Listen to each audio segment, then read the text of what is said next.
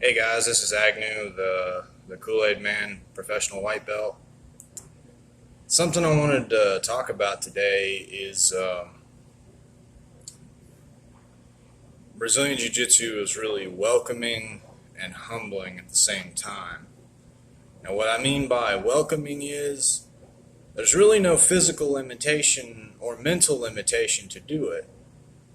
Um, a man with one leg won purple belt worlds, and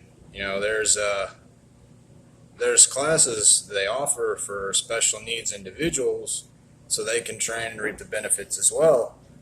So it's not just for a certain select few people. A misconception that Brazilian Jiu Jitsu always gets is you have to be a big, athletic meathead to do it. This isn't the case. This isn't even what was the intention for it to be designed for was. The intention was for a little guy to be able to defend himself against a much bigger guy using leverage and technique. And this is why Hoist Gracie did what he did at UFC 1. You've probably heard this a million times. I'm sorry, it's just this the most common example I can think of. Um, he did what he did. He submitted all the guys at UFC 1. 2, he did what he had to do against Kimo Leopoldo at UFC 3, and he won UFC 4 against Dan Severn, an absolute monster of a man. Now, I I can see why people would be intimidated by Brazilian Jiu Jitsu and not want to do it because of the whole, oh, I'm not athletic, I'm not a meathead, I never played sports before. Fear. It's a natural fear.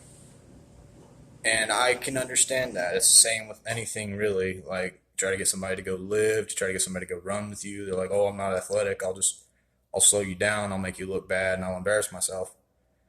Look, in Brazilian Jiu Jitsu and anything else in life that you're trying out, you're going to fail at first. And don't worry about being the best because you never will be. That's a goal. That's an unrealistic goal. Be the best that you can be. Try to be better than you were yesterday. So try to be the guy that gets into the gym whenever he can. Make it a priority or a hobby. Either one is fine. Never let your fears and insecurities get in the way of you making a better human being out of yourself. Something that somebody told me before at my old gym that I used to train at was,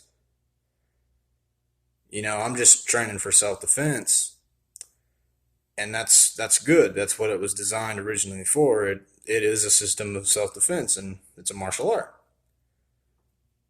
And I told him there's four reasons that most people train jujitsu: self defense, sport. Maybe they were a wrestler or they ran track or they did something in school that gave them an adrenaline rush. Maybe they want to fight MMA. Maybe they want to do that. Nothing wrong with that. I used to want to fight MMA. Uh, and then they want to breach out and they want to meet people. They want to develop social skills. They want to meet friends, make people, and that's fine. That's dandy. Because you know what? By doing one of those, you can do all four. If you want to fight MMA, cool. You found something you can compete in when you're not fighting. You're making friends. You learn how to defend yourself, your family, your children. If you're just doing it for self defense or fitness or health, you're getting all the others as a benefit. You're taking your self defense skill and now you have a platform to where you can compete in. Even if you get your ass kicked, you're still doing better than the guy that's sitting on the couch. So it's never let your fears and insecurities keep you from getting on the mats, trying it out. Like I said, everyone can do it. If I'd known about it as a kid, and I'm sure you've heard hundreds of people say this too, if I'd known about it as a kid, I would have begged and begged. I would have even cleaned the mats, walls, everything just to do it because I was short, I was scrawny, I was angry all the time, I got picked on, I got bullied a lot. So yeah, I would have done it in a heartbeat because I was small, short, scrawny, and a nerd. I still am. I play video games, I read comic books, I watch anime. I'm a nerd, man. And there's a joke about that too. There's jujitsu. They're weaponizing nerds. So never let the whole "oh, I'm a nerd, I'm not meathead, I never did any sports or any physical activity." Never let that get in the way of training Brazilian jiu-jitsu. Now, some people they get caught up in the whole rank and I'm competing with this guy. And I'll admit I get frustrated with it sometimes too. I compete, but I don't do very well. I've only ever won one gold medal. Out of all the tournaments I've done, I've only ever won a single one. And I had another guy in my bracket. They made us go twice, and I beat him the first time by points, and the second time I armbarred him. So it's a humbling experience. But again, there's no limitation to jujitsu in terms of I can't do this because of this, I can't do this because of that. I know a 50-year-old woman who I train with sometimes. She's hearing impaired, and if you ever hear her story, it'll inspire you. I'll talk about that.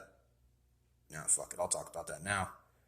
Um, she was kidnapped by an ex. Not even an ex, actually. This is how crazy this is.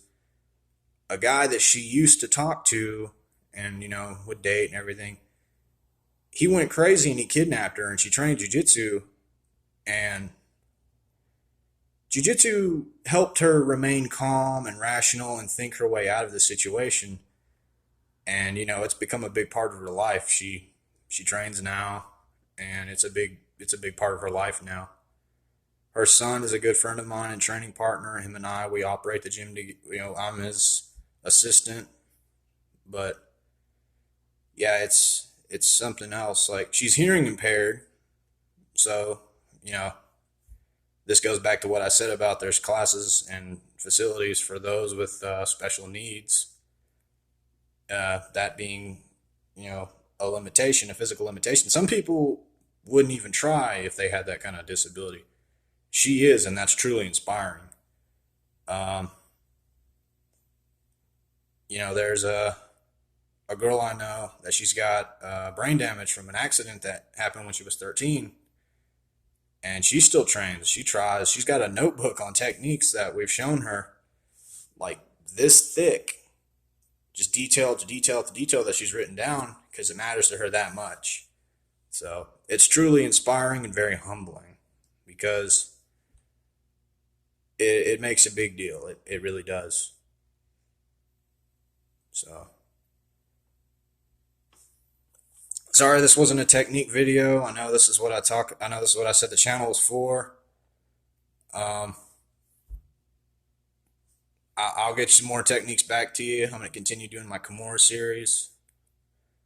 But yeah, it's a very interesting lifestyle because it's not just a martial art, it's not just a sport, it's a lifestyle. It changes the way you think, it changes the way you approach things. And there's even a saying, Jiu-Jitsu teaches you to be comfortable in uncomfortable situations, and it teaches you to be rational in irrational situations. And this is why I advocate it for everyone. All right. Talk to you later.